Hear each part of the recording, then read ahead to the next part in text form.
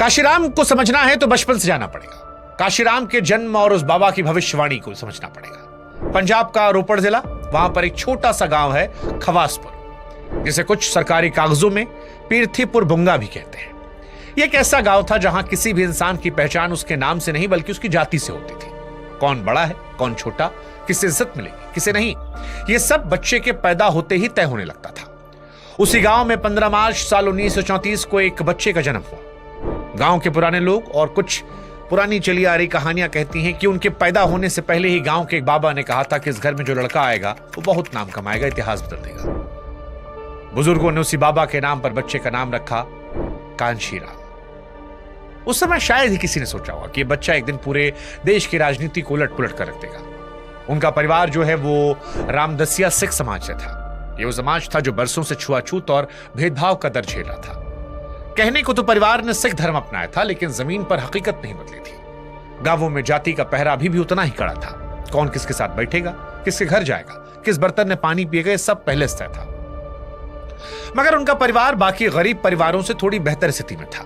इसकी वजह थी फौज, क्योंकि दादा ढेलू राम अंग्रेजों की फौज में रह चुके थे। फौज की नौकरी से जो पैसे मिले उससे थोड़ी जमीन खरीदी, चमड़े का काम शुरू किया। घर में कड़ा अनुशासन था, मेहनत थी और सबसे बड़ी बात, पढ़ाई लिखाई की कीमत समझी जाती थी। पिता हरि सिंह हर हाल में अपने बेटे को पढ़ाना चाहते थे और इसी सोच के साथ स्कूल भेज दिया। लेकिन स्कूल की चौखट पर कदम रखते समझ में आया कि इस देश में पढ़ाई से पहले जाति देखी जाती है।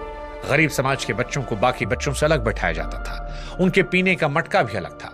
छोटा सा बच्चा हर दिन ये सब देख रहा था। उसे समझ में आ रहा था कि इस देश में अपनी प्यास बुझाने के लिए भी अपनी जात बतानी पड़ती है। हरि सिंह को जब इस भेदभाव का पता चला तो हार मानने के बजाय स्कूल में हंगामा किया और फिर बेटे का स्कूल बदलवाया। लेकिन स्कूल बदल जाने से समाज की सोच थोड़ी बदलती है। गांव की गलियों से लेकर क्लासरूम तक हर जगह जाति जो थी वो रास्ता रोके हुए खड़ी थी। धीरे धीरे वो समझ रहे थे कि इस देश में कुछ लोगों को इज्जत बिना कुछ किए मिल जाती है और कुछ ऐसे होते हैं जिन्हें इंसानी हक पाने के लिए भी पूरी जिंदगी दांव पर लगाना पड़ता है। यही वो दौर था जब उनके मन में इस नाइंसाफी के खिलाफ पहली बार आवाज उठी, जिसने आगे चलकर एक महाक्रांति का रूप ले लिया। दरअसल काशीराम बचपन से चुप रहने वाले इंसान नहीं थे। उनके भीतर एक अजीब सी छटपटाहट और गुस्सा थी जो अपमान देखते ही फूट पड़ती थी। लंबा कद, मजबूत शरीर और तेज मिजाज। वे बाकी बच्चों की तरह सब कुछ चुपचाप सहना नहीं सीख रहे थे। उनके भीतर आत्मसम्मान कूट कूट कर भरा था। उनके ताऊ बसंत सिंह के पुराने किस्सों को अगर सुने तो गांव में एक बार एक किसी ऊंची जाति के कुछ लोगों ने खेतों में काम करने वाले गरीब मजदूरों को डराने धमकाने की कोशिश की। उनकी बातों में अहंकार था जो इन मजदूरों को बराबरी का इंसान मानने को तैयार नहीं था। लेकिन पास खड़े काशीराम सुन रहे थे। उनका गुस्सा बेकाबू हुआ। गांव के बुजुर्ग याद करते हुए कहते हैं कि बिना डरे वहीं रखी कुर्सी उठाई और तान दी उन्होंने। उस दौर में उस बच्चे के तेवर को देखकर सभी हैरान थे। तब किसी को यह अंदाजा नहीं था कि यह गुस्सा एक दिन करोड़ों लोगों की आवाज बन जाएगा। खैर, पिता की जिद की वजह से पढ़ाई का वो सिलसिला जारी रहा। वे पढ़ने में तेज थे। उस दौर में उनके समाज में किसी का कॉलेज पहुंचना ही अपने आप में एक बड़ी बात थी। लेकिन रोपड़ के सरकारी कॉलेज से विज्ञान में उन्होंने बीएससी की डिग्री ली। कॉलेज के इन दिनों में उनकी सोच का दायरा और बड़ा हुआ। अब वे सिर्फ अपने गांव का भेदभाव नहीं देख रहे थे बल्कि पूरे सिस्टम को समझने लगे थे। उन्हें साफ समझ आ गया था कि जाति का यह जहर सिर्फ गांवों तक सीमित नहीं है, ये कॉलेजेस में है, नौकरियों में है, बड़े दफ्तरों में है और सबसे ज्यादा लोगों के दिमाग में है। उनके भीतर सिर्फ एक कामयाब इंसान बनने की इच्छा नहीं थी अब, बल्कि इस व्यवस्था से सीधे टकराने की इच्छा थी, बेचैनी थी और इसके लिए भीतर ही भीतर खुद को तैयार कर रहे थे। वैसे काशीराम जी की जिंदगी में जाति का यह दर्द सिर्फ स्कूल या कॉलेजों तक सीमित नहीं रहा। इसने घर के भीतर एक ऐसी आग जला दी जिसने उनकी जिंदगी का रास्ता बदल दिया। स्कूल के दिनों की बात है। एक दिन दोपहरी में जब वे घर लौटे तो मां ने हाथ में खाने का डिब्बा थमाते हुए कहा कि बेटा, यह खाना सीधे रोपड़ कैनाल के सरकारी गेस्ट हाउस चले जाओ, तुम्हारे पिता वहां काम कर रहे हैं, उनको दे देना। जब तपती धूप में उस बड़े से सरकारी बंगले पर पहुंचे तो वहां का नजारा देखकर वो ठिठक गए। पिता हरि सिंह पसीने से भीगे थे और बिना रुके छत से लटक रहे एक बड़े से कपड़े के पंखे की रस्सी खींच रहे थे। उस दौर में इसे बेगार कहा जाता था, यानी बड़े लोगों या अफसरों के लिए बिना पैसों के मुफ्त में मजदूरी करना। यह देखकर उस बच्चे का दिल बैठ गया। उसने अपने पिता से पूछा कि पापा, आप इतनी भीषण गर्मी में एक साहब के लिए पंखा काहे खींच रहे हैं और दूसरे हाथ से खुद को हवा क्यों नहीं करते? पिता ने बेटे की तरफ देखकर बड़ी बेबसी से कहा कि बेटा, मैं तो एक मामूली मजदूर, मेरा काम साहब को हवा देना है, खुद को हवा करना मेरी किस्मत में नहीं। पिता की लाचारी छोटे से बच्चे के सीने में एक गहरे घाव की तरह छुप गई। वे जिंदगी भर के लिए इस बेगार और गुलामी की व्यवस्था को मिटाने की कसम खा लेते हैं। सालों बाद जब वे देश की राजनीति के सबसे बड़े नेताओं में शुमार हुए और सांसद बनकर उसी रोपड़ कैनाल के वीआईपी गेस्ट हाउस में रुके, तो रात के सन्नाटे में अचानक आंख खुली। उनके करीबियों के अनुसार बिस्तर से उठे, कमरे का दरवाजा खोला और बाहर बरामदे की तरफ देखने लगे। उन्हें ऐसा लगा कि जैसे उनके बुजुर्ग पिता आज भी वहीं खड़े होकर किसी साहब के लिए पंखे की रस्सी खींच रहे हैं। उसी वक्त उन्होंने अपने साथियों से कहा था कि मेरे पिताजी ने तो जिंदगी भर दूसरों के लिए पंखा खींचा, लेकिन मैं अपने लोगों के पैरों से गुलामी की जंजीरें इस कदर तोड़ूंगा कि आने वाली पीढ़ियां किसी के सामने पैसों के लिए इस तरह की मजदूरी नहीं करेंगी। साल 1956 बीएससी की पढ़ाई पूरी करने के बाद काशीराम नौकरी की तलाश में थे। परिवार में खुशी का माहौल था। रिश्तेदारों को लग रहा था कि अब अच्छे दिन आने वाले हैं। उस जमाने में शोषित समाज के एक लड़के की सरकारी नौकरी किसी सपने के सच होने जैसी थी, लेकिन काशीराम के भीतर का विद्रोह शांत नहीं हुआ था। पढ़ाई के बाद वो पंजाब से बाहर निकले, देहरादून पहुंचे, जहां पर जियोलॉजिकल सर्वे ऑफ इंडिया में काम करना शुरू किया। वे साथ साथ यूपीएससी की तैयारी कर रहे थे। परिवार को पूरी उम्मीद थी कि बेटा एक दिन बड़ा अफसर बनेगा, समाज में रुतबा होगा, घर की गरीबी खत्म हो जाएगी, लेकिन वे सिर्फ अपने भविष्य के बारे में नहीं सोच रहे थे। इस दौरान जियोलॉजिकल सर्वे ऑफ इंडिया की एक परीक्षा पास की, लेकिन नौकरी की शर्त थी कि ज्वाइन करने से पहले बॉन्ड भरना होगा, जिसके तहत वे एक तय समय तक नौकरी नहीं छोड़ सकते थे। बहुत से लोग बिना सवाल की आंख मूंद कर यह शर्त मान लेते, क्योंकि सरकारी नौकरी एक बड़ा सपना होती है, लेकिन उन्होंने मना कर दिया। उन्होंने कहा कि वे बॉन्डेड लेबर यानी बंधुआ मजदूर बनकर काम नहीं करेंगे। यह उनके कड़े स्वाभिमान की पहली बड़ी गवाही थी। वे किसी के नीचे दबकर जीने को तैयार नहीं थे। इसके बाद साल 1958 में पुणे की डिफेंस लेबोरेटरी में रिसर्च असिस्टेंट की पक्की सरकारी नौकरी मिली। अब वे एक वैज्ञानिक की सुरक्षित जिंदगी जी रहे थे। अच्छा पैसा, इज्जत, शानदार भविष्य। बाहर से देखने पर सब कुछ परफेक्ट था, लेकिन पुणे की इसी लैब में कुछ साल बाद एक ऐसी घटना होने वाली थी जो उनकी जिंदगी को हमेशा हमेशा के लिए बदलने वाली थी। पुणे की लैब में बाबा साहब की किताब और बदल गए काशीराम। दरअसल पुणे की उस सरकारी लैब में वैज्ञानिक के पद पर काम करते हुए उनकी जिंदगी बड़े आराम से कट रही थी। वे अपने काम में माहिर थे और उनका लक्ष्य एक बड़ा वैज्ञानिक बनने का था। लेकिन यह वही दौर था जब देश में बाबा साहेब डॉक्टर भीमराव अंबेडकर के विचार भी पढ़े लिखे दलित युवाओं के बीच अपनी जगह बना रहे थे। वे भी समाज को एक नए नजरिए से देखते थे। तभी लैब में एक ऐसी घटना घटित हुई जिसने उनके भीतर के गुस्से को बाहर निकाल दिया। उस लैब में बुद्ध जयंती और अंबेडकर जयंती पर सरकारी छुट्टी हुआ करती थी, लेकिन अफसरों को बात पसंद नहीं आई। उन्होंने इन दोनों छुट्टियों को खत्म कर दिया और उनकी जगह दूसरे नेताओं की जयंती पर छुट्टी का ऐलान किया। कर्मचारियों के लिए ये सीधे सीधे आत्मसम्मान पर चोट दी। सब नाराज थे, लेकिन नौकरी जाने के डर से कोई भी मुंह खोलने को तैयार नहीं था। तभी राजस्थान के एक बेहद साधारण परिवार से आने वाले छोटे कर्मचारी दीना भाना ने चुप रहने से मना कर दिया। उसने अफसरों को लिखित शिकायत दी कि अंबेडकर जयंती की छुट्टी बहाल की जाए, क्योंकि यह उनका संवैधानिक अधिकार है। अफसरों ने दीना भाना पर दबाव बनाया, धमकियां दी, लेकिन वो पीछे नहीं हटे। नतीजा यह हुआ कि दीना भाना को नौकरी से निकाला गया।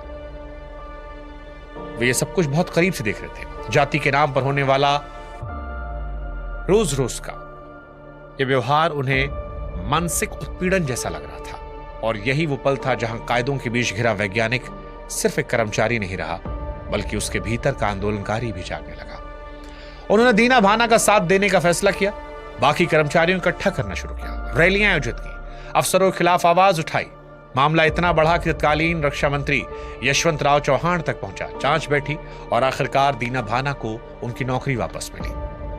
अंबेडकर जयंती और बुद्ध जयंती की छुट्टियां एक बार फिर से बहाल की गई, और इसी कड़े संघर्ष के बीच उनके हाथ बाबा साहब की ऐतिहासिक किताब एनिहिलेशन ऑफ कास्ट यानी जाति का उच्छेद लग गई। उनके जीवनकारों के अनुसार इस किताब को पढ़ते हुए पूरी रात वो सो नहीं सके।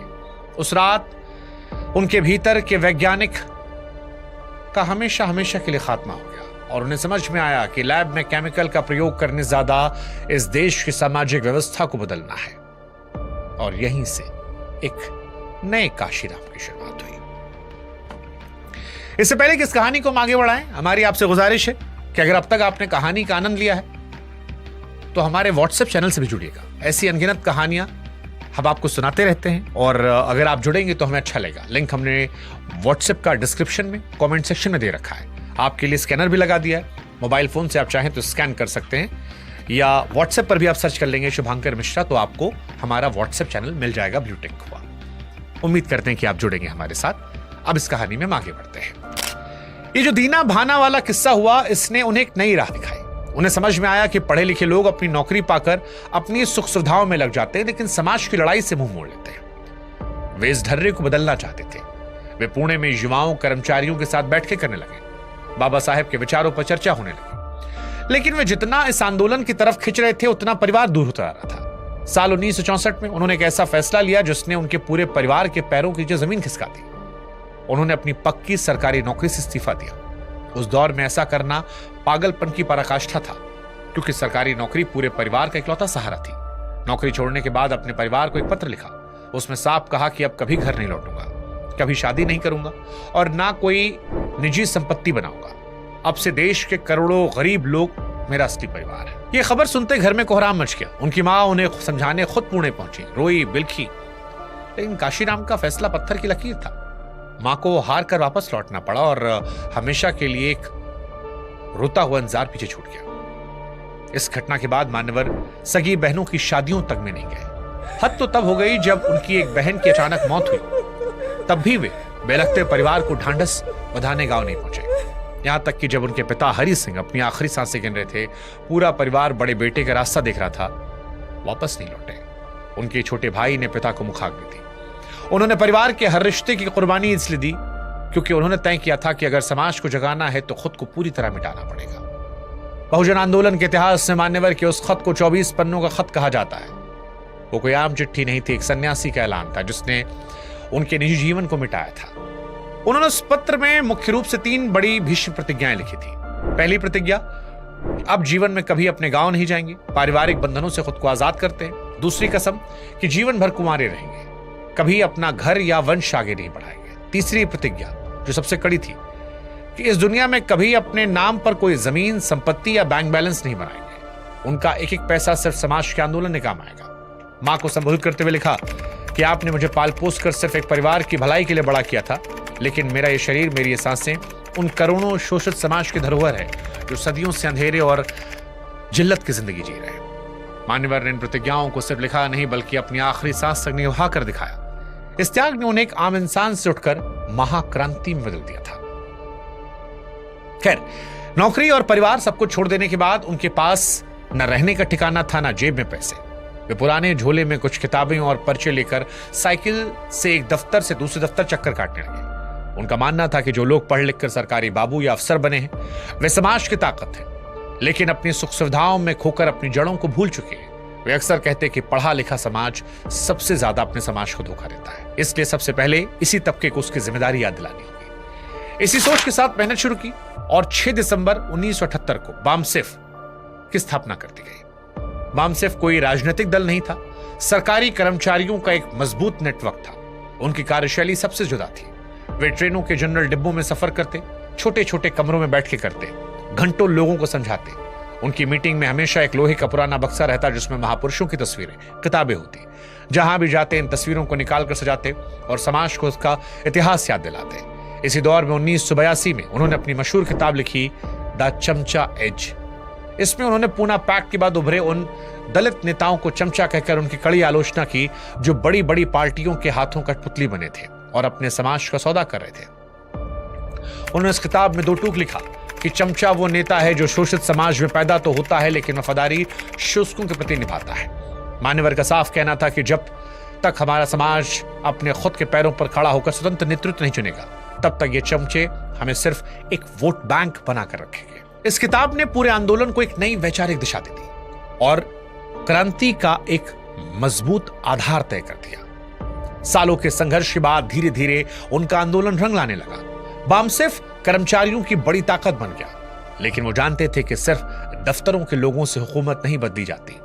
जमीन पर ऐसे आक्रामक चेहरे भी चाहिए जो भीड़ के गुस्से को आवाज दे सके। इसी खोज के दौरान दिल्ली की गलियों में एक युवा लड़की की चर्चा तेज होने लगी, जिसकी आवाज में गजब की कड़क थी और जो बिना किसी डर के मंच से सीधे व्यवस्था पर हमला करती। ये लड़की कोई और नहीं, ये मायावती थी, जो उस समय के स्कूल में टीचर थी, साथ ही कानून की पढ़ाई और आईएएस बनने के लिए यूपीएससी की तैयारी कर रही थी। कहा जाता है कि मान्यवर पहली बार मायावती से दिल्ली की एक जनसभा के दौरान प्रभावित हुए। उस सभा में जब एक वक्ता ने शोषित समाज के लिए हरिजन शब्द का इस्तेमाल किया तो मायावती ने तुरंत अपनी तेज आवाज में उसे टोकते हुए कहा कि आप हमें हरिजन कहकर हमारा अपमान कर रहे हैं, हमें हमारे असली नाम से पुकारिए। उस लड़की के इस बेखौफ अंदाज को देखकर उन्हें समझ में आ गया कि इस आवाज में पूरे देश की राजनीति को बदलने का दमखम है। वे सीधे मायावती घर पहुंचे। परिवार बहुत साधारण था। उनके पिता अपनी बेटी को एक बड़ी प्रशासनिक कुर्सी पर देखना चाहते थे, इसलिए वे मान्यवर के आंदोलन के खिलाफ थे। लेकिन उन्होंने मायावती की आंखों में आंखें डालकर वो ऐतिहासिक बात कही जिसने इतिहास का रुख मोड़ा। उन्होंने कहा कि तुम अगर बहुत मेहनत करोगे तो ज्यादा से ज्यादा एक जिले की कलेक्टर बन जाओगे और जिंदगी भर मंत्रियों के सामने फाइल लेकर खड़ी रहोगे। लेकिन अगर तुम मेरे साथ इस आंदोलन में जुड़ती हो तो मैं वादा करता हूं कि एक ऐसा दिन आएगा जब इस देश के बड़े बड़े आईएएस कलेक्टर तुम्हारे सामने हाथ जोड़कर खड़े रहेंगे। यह विजन इतना जादुई था कि मायावती जी ने सिविल सर्विसेज का सपना छोड़ा और इस महा आंदोलन की एक कद्दावर सिपाही बन गई। और फिर 85 बनाम 15 का वो गणित काशीराम ने फेंका। काशीराम की सबसे बड़ी राजनीतिक कामयाबी थी कि उन्होंने शोषित समाज को छोटी छोटी जातियों के दलदल से बाहर निकाला। वे जानते थे कि जब तक लोग अपनी उपजातियों में बटे रहेंगे तब तक बड़ी पार्टियां उन्हें आपस में लड़ाकर राज करेंगी। इसी बिखराव को खत्म करने के लिए बहुजन शब्द को एक नए राजनीतिक और सामाजिक हथियार के तौर पर पेश किया। इसके पीछे दरअसल एक सोची समझी सामाजिक रणनीति थी। वे कहते कि इस देश में अनुसूचित जाति, अनुसूचित जनजाति, अन्य पिछड़ा वर्ग यानी ओबीसी और धार्मिक अल्पसंख्यक कुल मिलकर आबादी का 85% हिस्सा बनाते हैं, जबकि महज 15% लोग हुकूमत और संसाधनों पर कब्जा किए बैठे हैं। यहीं पर उन्होंने नारा दिया कि जिसकी जितनी संख्या भारी उसकी उतनी हिस्सेदारी। इस 85 बनाम 15 के समीकरण ने समाज को यह एहसास कराया कि वे लाचार नहीं बल्कि इस देश के असली मालिक हैं। उन्होंने सिर्फ वोट की राजनीति नहीं की बल्कि एक गहरी बहुजन संस्कृति खड़ी की। बामसेफ DS4 के मंचों से क्रांतिकारी लोकगीत के कैसेट रिलीज करवाए। नाटकों और सांस्कृतिक रैलियों के जरिए इतिहास के भुला दिए गए नायकों को आम जनता के दिलों में जिंदा किया। महिलाओं की भागीदारी पर जोर बढ़ाया। इसीलिए रैलियों में मायावती के अलावा कई अन्य जुझारू महिलाओं को आगे लाए। भले ही इस लंबे सफर में उधम सिंह जैसे बामसेफ के कई पुराने साथियों ने कंधे से कंधा मिलाकर उनका साथ दिया, लेकिन आगे चलकर मायावती जी इस पूरे मिशन का सबसे बड़ा चेहरा बनकर उभरी। दरअसल बामसेफ की सफलता के बाद काशीराम समझ गए थे कि सरकारी कर्मचारियों के दायरे से बाहर निकलकर सीधे जनता के बीच जाना होगा। इसी सोच के साथ 1981 में DS4 यानी दलित शोषित समाज संघर्ष समिति का गठन किया गया। DS4 का काम दफ्तरों में कैडर चलाना नहीं बल्कि सड़कों पर उतरकर सीधे आंदोलन और संघर्ष करना था। मान्यवर ने इसके जरिए साफ संदेश दिया, ठाकुर ब्राह्मण बनिया छोड़ बाकी सब DS4। उनके नारे उस दौर में बेहद आक्रामक हो रहे थे। तिलक तराजू और तलवार, इनको मारो, जूते चाल। ये सारे नारे जो हैं ये इसी दौर की पैदाइश बताए जाते हैं जिन्होंने पारंपरिक राजनीति करने वालों के होश उड़ा दिए थे। समर्थकों के लिए गुस्से की आवाज थी तो विरोधियों के लिए एक बड़ी चुनौती। लेकिन यहां कहानी सिर्फ नारों तक सीमित नहीं रही। उन्होंने आंदोलन को पूरे देश में फैलाने के लिए अपनी मशहूर साइकिल यात्राओं की शुरुआत की। उनका मानना था कि आंदोलन के नेताओं को जमीन से जुड़ा दिखाना चाहिए, इसीलिए बड़ी गाड़ियों को छोड़कर साइकिलें चुनी गई। नीले झंडों के साथ हजारों कार्यकर्ता सड़कों पर निकल पड़ते। हालांकि मुख्य संघर्ष उत्तर प्रदेश और दिल्ली के आसपास केंद्रित था, लेकिन विजन पूरे देश के लिए था। इसीलिए पंजाब के अपने जुड़ाव से आगे बढ़कर कन्याकुमारी, करगिल, कोहिमा, पुरी, पोरबंदर तक पहुंचे। बिना किसी तामझाम के जब ये साइकिलें गांव में पहुंचती लोग हैरान हो जाते। 15 मार्च 1984 को जब देश के अलग अलग कोनों से यात्राएं निकली तो दिल्ली के बोट क्लब मैदान पहुंची तो पूरा मैदान नीले समंदर में तब्दील हो गया। दिल्ली के मीडिया और सत्ताधीशों ने शोषित समाज की इतनी बड़ी संख्या में मौजूदगी पहले कभी नहीं देखी थी और रातों रात राष्ट्रीय राजनीति का एक ऐसा उभरता हुआ वो चेहरा बने जिससे दिल्ली का तख्त घबराने लगा था। और यहीं से बीएसपी और हाथी के चुनाव चिन्ह की शुरुआत होती है। साइकिल यात्राओं की दरअसल अपार सफलता ने काशीराम को समझाया था कि हमारा समाज सिर्फ रैलियों की भीड़ बनकर नहीं रहना चाहता, उसे हुकूमत में सीधी हिस्सेदारी चाहिए। इसी राजनीतिक गुलामी को हमेशा के लिए काटने के लिए 14 अप्रैल 1984 को बाबा साहेब अंबेडकर की जयंती का दिन चुनकर बीएसपी का गठन किया, बहुजन समाज पार्टी। पार्टी का चुनाव चिन्ह हाथी चुना गया, जो इस बात का प्रतीक था कि जब यह समाज एकजुट होकर चलेगा तो रास्ते की हर रुकावट तिनके की तरह ढह जाएगी। पार्टी खड़ी करने के लिए मान्यवर ने वही कड़ा और वही व्यवहारिक फॉर्मूला आजमाया जिसकी चर्चा हम शुरुआत में कर रहे थे, यानी पहला चुनाव पहचान बनाने के लिए, हारने के लिए, दूसरा विरोधियों को ताकत दिखाने के लिए और तीसरा चुनाव जीतने के लिए। बसपा के भीतर एक कड़ा फौजी अनुशासन तैयार किया, जहां कार्यकर्ताओं को बिल्कुल सैनिकों की तरह अनुशासित रखा जाता। 1984 का शुरुआती आम चुनाव बसपा के लिए कड़ा इम्तिहान था। पार्टी के पास न पैसा था न संसाधन। मायावती जी को कैराना लोकसभा सीट से उतारा गया। इस पहले चुनाव में बसपा ज्यादातर सीटों पर अपनी जमानत तक नहीं बचा पाई। सुरक्षा राशि तक जब्त हो गई, लेकिन काशीराम विचलित नहीं हुए। मुस्कुराकर कार्यकर्ताओं से कहते कि हमारा काम समाज को अपना सिंबल और नाम याद करवाना था, जो पूरा हो गया। वे छोटी छोटी बैठकें करते, लोगों से एक एक रुपए तक का चंदा लेते, एक एक वोट मांगते। मीटिंग करने वालों के सामने शर्त रखते, सभा में हजारों लोग और बड़ी संख्या में साइकिल दिखनी चाहिए। धीरे धीरे उत्तर प्रदेश, पंजाब और दूसरे राज्यों में बीएसपी का जनाधार बढ़ने लगा, और जो समाज दशकों से बड़ी पार्टियों को अपना राजनीतिक घर मान रहा था, वो अब नीले झंडे के नीचे एकजुट होने लगा। और फिर आया साल 1988। साल 1988 का वो दौर था जब देश की सियासत में बोफोर्स घोटाले को लेकर एक बहुत बड़ा भूचाल आया था। देश की नजरें उत्तर प्रदेश की high profile Allahabad Lok Sabha seat पर होने वाले उपचुनाव पर टिकी थी। यह कोई साधारण चुनाव नहीं था, बल्कि एक तरफ बड़ी पार्टियों के खिलाफ पूरे विपक्ष के सबसे बड़े चेहरे के रूप में वीपी सिंह मैदान में ताल ठोक रहे थे। दूसरी तरफ सत्ताधारी पार्टी ने अपनी पूरी ताकत झोंक रखी थी।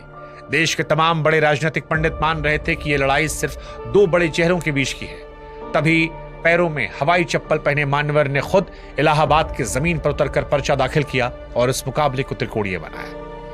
इलाहाबाद की गलियों में अपनी मशहूर साइकिल रैलियों और चंदा मॉडल के दम पर एक ऐसा आक्रामक चुनाव प्रचार खड़ा किया जिसने दिल्ली के शासकों की रातों की नींद उड़ा दी। इस ऐतिहासिक और कड़े त्रिकोणीय मुकाबले में जीत भले ही वीपी सिंह की हुई, मान्यवर तीसरे नंबर पर रहे, लेकिन उन्हें तकरीबन 72,000 वोट मिले, जो देश के बड़े बड़े राजनीतिक विश्लेषकों को चौंकाने के लिए काफी थे। बोफोर्स लहर के उस दौरान में भी स्वतंत्र रूप से मिला यह भारी जन समर्थन सीधे देश की एक बड़ी प्रतिष्ठित सीट पर बड़े बड़े नेताओं को कड़ी टक्कर देने की उनकी राजनीतिक ताकत को साबित कर चुका था। इलाहाबाद उपचुनाव के बाद वह ऐतिहासिक दौर आया जब उनकी राजनीतिक बिसात दिल्ली को डराने लगी। साल 1989 के लोकसभा चुनावों में बहुजन समाज पार्टी ने पहली बार देश के चुनावी नक्शे पर अपनी भारी धमक दिखाई और 3 लोकसभा सीटें जीतकर देश की संसद में कदम रखा, जहां मायावती जी पहली बार खुद बिजनौर से सांसद चुनकर चुनी गई। इसी दौरान केंद्र में वीपी सिंह के नेतृत्व में सरकार बनी, जिसे चलाने और गिराने का दृश्य अभी पहली बार दिल्ली के एक छोटे से कमरे में रहने वाले मान्यवर के हाथों में आ गई। उसी दौर में देश की राजनीति के सबसे कद्दावर नेता और पूर्व प्रधानमंत्री राजीव गांधी भी उनके इस बढ़ते कदमों से घबराए थे, इस कदर कि बड़े कमरों में केवल इस बात की रणनीतियां थीं कि इस बहुजन उभार को उत्तर भारत में कैसे रोका जाए।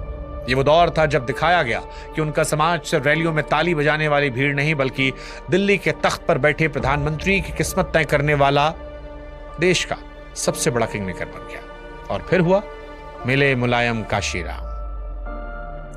साल 1990 के दशक की शुरुआत तक उनका आंदोलन सिर्फ सड़कों तक सीमित नहीं था। बीएसपी धीरे धीरे उत्तर भारत की राजनीति में अपनी जगह बना रही थी, लेकिन इसी दौरान देश की राजनीति भी तेजी से बदल रही थी। एक तरफ मंडल आयोग की राजनीति के तहत पिछड़ों के आरक्षण की बात थी, दूसरी तरफ कमंडल यानी राम मंदिर का आंदोलन उभार पर था। पूरे उत्तर भारत में जाति और धर्म की एक नई सियासी जंग छिड़ी थी।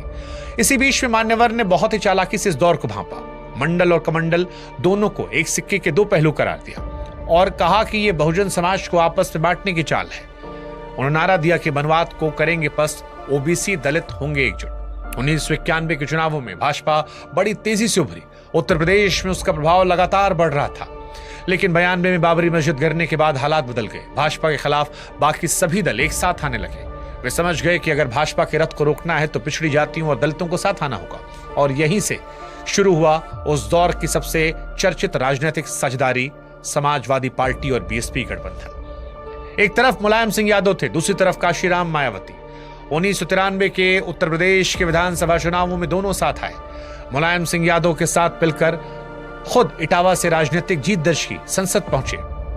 उत्तर प्रदेश में बसपा का तूफानी उदय हुआ और यहीं पर नारा मिला कि मिले मुलायम काशीराम, हवा हो गए जय श्री राम, जिसको लेकर बीजेपी ने इसका विरोध किया, लेकिन इस नारे ने काशीराम को राजनीतिक तौर पर बहुत फायदा दिया। चुनाव के नतीजों ने पूरे देश को चौंका दिया था, क्योंकि उत्तर प्रदेश की राजनीति बदल गई थी।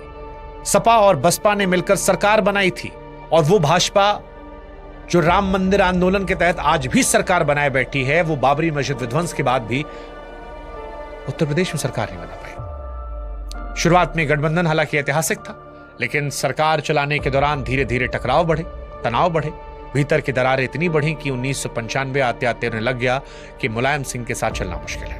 उन्होंने मायावती जी को फैसला लेने की छूट दी।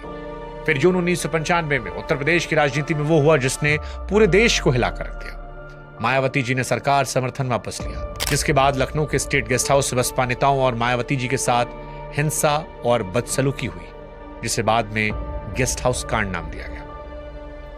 इस गेस्ट हाउस कांड ने दोनों पार्टियों के रिश्ते लगभग खत्म कर दिए। लेकिन जब यह संकट अपने चरम पर था, तब भाजपा ने मायावती जी को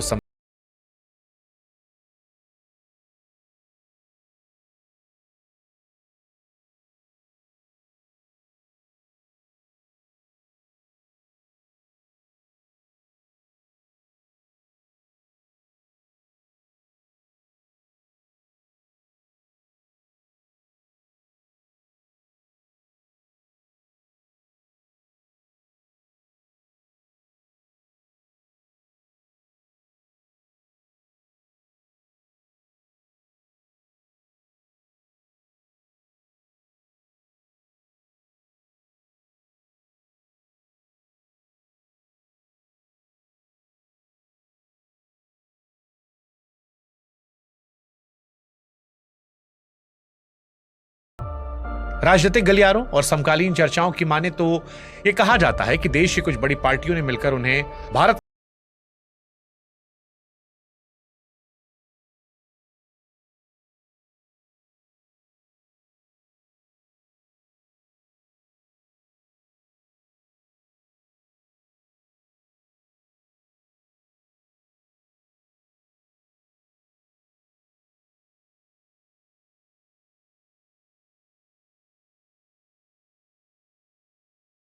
करने का शौक है।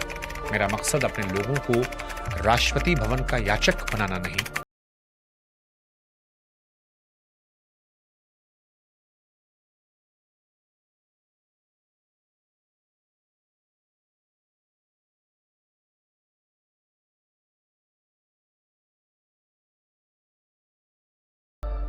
हालांकि धीरे धीरे काशीराम और मायावती जी के बीच में भी कहा जाता है वैचारिक दूरियां बढ़ी थी। सत्ता के सर्वोच्च शिखर पर पहुंचने के बाद बहुजन आंदोलन के भीतर एक ऐसा कड़वा मोड़ आया जिसने अंदरूनी गलियारों को हिलाकर रख दिया। पार्टी बढ़ रही थी, सरकारें बन रही थी, लेकिन चमक दमक के बीच वैचारिक मिजाज और मायावती जी की व्यवहारिक राजनीति के बीच एक अदृश्य दरार गहरी होने लगी। समकालीन राजनीतिक विश्लेषकों की माने तो सफलता की चमक के बीच दोनों के बीच कुछ वैचारिक मतभेद उतरे। मान्यवर काशीराम जी शुद्ध आंदोलनकारी थे, जो किसी भी समझौते से पूरी सावधानी बरतते, जबकि मायावती जी को उत्तर प्रदेश की सत्ता और पार्टी के विस्तार के लिए व्यवहारिक राजनीति वाले फैसले लेने पड़े। यह बहुजन राजनीति की जटिलताओं को भी दिखाता है। बाद के वर्षों में बसपा बहुजन से सर्वजन की तरफ बढ़ने लगी, जबकि काशीराम मूल रूप से 85 बनाम 15 के उसी कड़े गणित पर अड़ित थे। जबकि सत्ता की राजनीति में कुछ व्यवहारिक बदलाव हुए और यहीं पर गुरु और शिष्य के बीच उस सोच का अंतर दिखने लगा। उधर काशीराम जी का शरीर भी धीरे धीरे कमजोर हो रहा था उम्र की वजह से। लगातार यात्राएं, अनियमित जीवन, तनाव, सालों की थकान शरीर पर असर दिखा रही थी। डायबिटीज और हाई ब्लड प्रेशर ने कमजोर किया था। इसके बावजूद वो राजनीति से दूर नहीं हुए थे, पार्टी के फैसलों के केंद्र में थे। लेकिन जब यह एहसास हुआ कि शरीर अब ज्यादा लंबे समय तक सक्रिय नहीं रहेगा, तो साल 2001 में मायावती जी को अपना राजनीतिक उत्तराधिकारी घोषित किया। आखिरी दिनों में शारीरिक रूप से अकेले जरूर पड़े, लेकिन उनका मिशन करोड़ों लोगों के भीतर मजबूती से जिंदा रहा। बिस्तर पर लेटे उस महानायक ने बहुत धीमे से जवाब दिया था कि मुझे अब कोई धन, दौलत या नाम नहीं चाहिए। मुझे बस थोड़ा समय चाहिए ताकि मैं अपनी कौम के अधूरे काम को पूरा कर सकूं। उनका यह जवाब दिखाता है कि आखिरी सांस तक उनके दिमाग में सिर्फ और सिर्फ समाज का मिशन घूम रहा था। अपनी वसीयत में साफ लिखा कि उनकी अस्थियां किसी नदी में प्रभावित ना की जाएं, बल्कि बहुजन आंदोलन के केंद्र में रखी जाएं, ताकि आने वाले समय में जो पीढ़ियां आए वो प्रेरणा ले सके। 9 अक्टूबर 2006 को काशीराम जी इस दुनिया से चले गए। उनके जाने के साथ ही भारतीय राजनीति का एक ऐसा अध्याय खत्म हुआ जिसने करोड़ों लोगों की सोच को हमेशा के लिए बदल दिया। लंबे समय से एक बड़ी सांस्कृतिक क्रांति की तैयारी में थे। काशीराम जी 2006 में ही बाबा साहेब अंबेडकर की 50वीं दीक्षा वर्षगांठ के मौके पर औपचारिक रूप से बौद्ध धर्म अपनाने की घोषणा कर चुके थे। लेकिन उनकी सोची समझी रणनीति के तहत वे चाहते थे कि धर्मांतरण केवल एक व्यक्तिगत धार्मिक बदलाव ना हो, बल्कि अक्सर कहते थे कि मैं अकेला बौद्ध नहीं बनूंगा। जिस दिन पूरे समाज को वैचारिक रूप से तैयार कर लूंगा, उस दिन करोड़ों लोगों के साथ मिलकर धम्म दीक्षा लूंगा। मगर उनकी अचानक बिगड़ती सेहत और मौत के कारण यह अंतिम इच्छा अधूरी रह गई। उनकी मृत्यु के बाद कुछ समय तक विवादों का दौर चला। उनके परिवार ने इलाज और मृत्यु के कारणों को लेकर गंभीर सवाल उठाए, पोस्टमार्टम की मांग की, लेकिन कोर्ट ने उनकी लंबी मेडिकल हिस्ट्री, डॉक्टरों की आधिकारिक रिपोर्ट को देखते हुए इन सभी आपत्तियों को खारिज कर दिया। आखिरकार दिल्ली के निगम बोध घाट पर पूरे राष्ट्र के सम्मान के साथ बौद्ध रीति रिवाजों के बीच मायावती जी ने खुद उनकी चिता को खाक दी थी। वे चले गए थे, लेकिन अपने पीछे एक सवाल छोड़ गए थे जिसे भारतीय राजनीति अब कभी नजरअंदाज नहीं कर सकती थी। अब सवाल यह क्या काशीराम जी इस देश के करोड़ों शोषितों को राजा बनने की प्यास दे पाए? 9 अक्टूबर 2006 को जब दुनिया से गए तो उनका आंदोलन खत्म नहीं हुआ, क्योंकि सिर्फ पार्टी नहीं बनाई थी, करोड़ों लोगों के दिमाग में एक ऐसा सवाल छोड़ा था जिसे भारतीय राजनीति कभी अनसुना नहीं कर सकती थी। उस पुरानी सोच पर हमला किया था, संख्या तुम्हारी तो सत्ता पर दावा तुम्हारा। और शायद यही वजह है कि कायदों की बेड़ियों को तोड़ने वाले उस महानायक कहानी सिर्फ एक नेता की कहानी नहीं लगती, उस आदमी की कहानी लगती है जिसने करोड़ों लोगों के भीतर दबा हुआ आत्मसम्मान जगाने की कोशिश की। शायद यही वजह थी कि 2007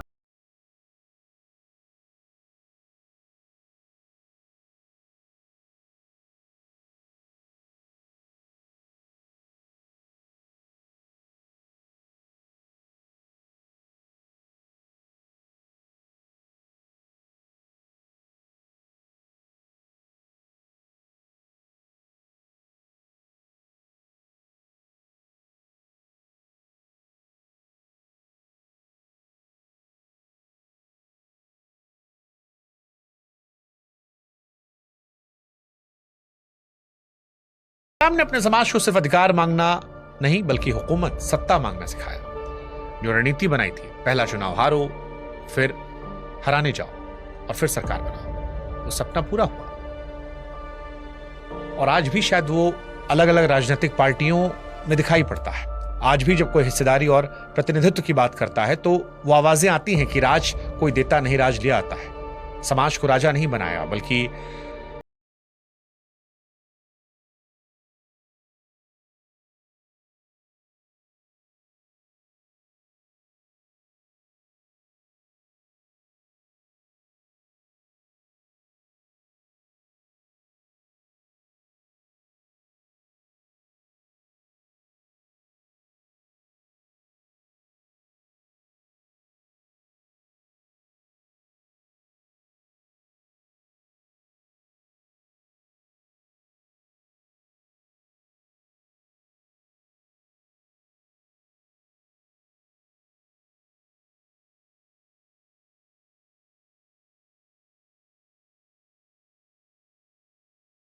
जरूर लिखिएगा।